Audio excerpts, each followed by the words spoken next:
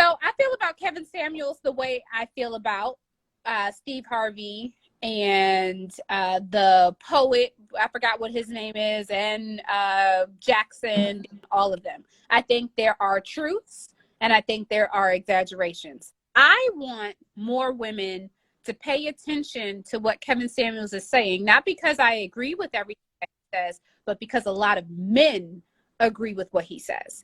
And the reason I say that is we would save ourselves a lot of grief if we understood the plays and the things that men talk about. He's given us the cheat code. This is the type of stuff that men talk about in the barbershops, they talk about at the bar. This is the type of stuff that we need to know, whether we agree with it or not.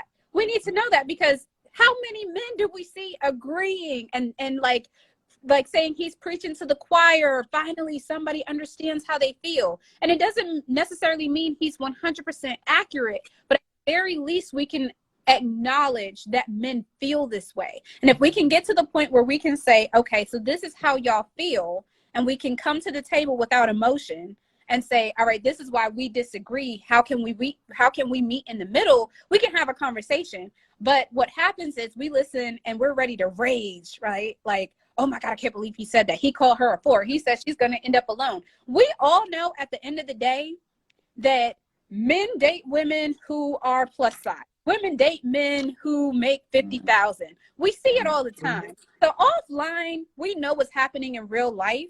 And we also know what people would wish they could have, right? So if we could just listen and not listen to respond or listen to get offended, but just hear what's happening, hear what he's talking about, absorb it, and then come to the table and have a conversation, I think we will all be better off. There's middle ground to be had, but everybody's ready to attack one another. We're so far on the opposite end of the spectrum.